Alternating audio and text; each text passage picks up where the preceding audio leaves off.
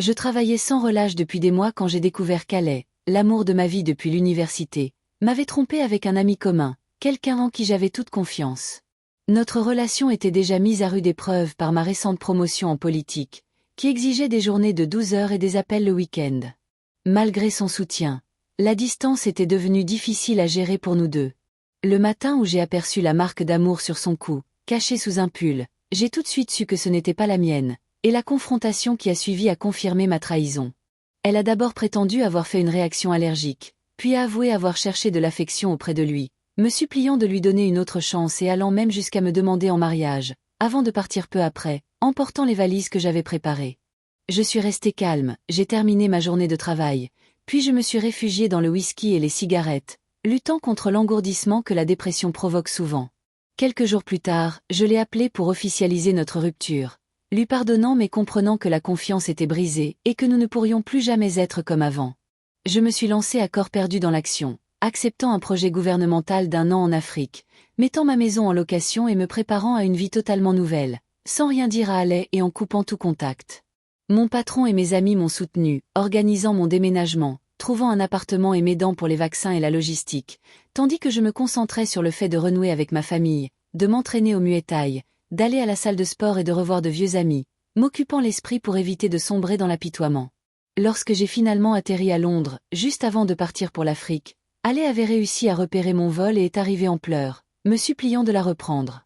Je n'ai pas réagi avec colère, lui donnant simplement de l'argent pour un taxi et éprouvant une profonde pitié, réalisant à quel point j'avais changé et que la solitude était ce qu'il y avait de mieux pour moi.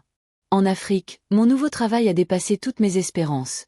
Chauffeur privé, secrétaire, expérience incroyable et la liberté de rencontrer de nouvelles personnes et de profiter à nouveau de la vie. Je suis restée célibataire, me concentrant sur moi-même, m'occupant l'esprit, tissant de nouvelles amitiés et relevant de nouveaux défis, tout en réfléchissant à ma rupture et à mes sentiments pour Alay. Je savais que même les personnes bien intentionnées peuvent être infidèles, mais qu'une relation est souvent vouée à l'échec par la suite. Pendant des mois, je n'ai eu aucun contact avec elle, même en apprenant ses difficultés à surmonter cette épreuve. Je suis restée en contact uniquement avec son père pour obtenir du soutien, respectant ainsi ses limites. Mes journées en Afrique étaient rythmées par le travail, les voyages et la vie communautaire, me rappelant que la guérison passe par l'action, les nouvelles expériences et la découverte de soi. Je me suis entraînée, j'ai rencontré des gens, j'ai exploré le monde et j'ai pleinement profité de l'indépendance pour laquelle je m'étais battue, sachant que la rupture, bien que douloureuse, m'avait menée vers une vie riche d'opportunités inattendues et d'épanouissement personnel.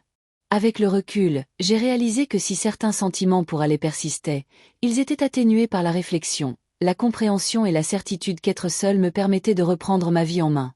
Cette année a été placée sous le signe de l'autonomie, de l'aventure et de la redécouverte de la joie de la liberté, me montrant que même après une profonde trahison et une perte immense, il est possible de se reconstruire, de grandir et de trouver un épanouissement au-delà de ce qui m'était familier.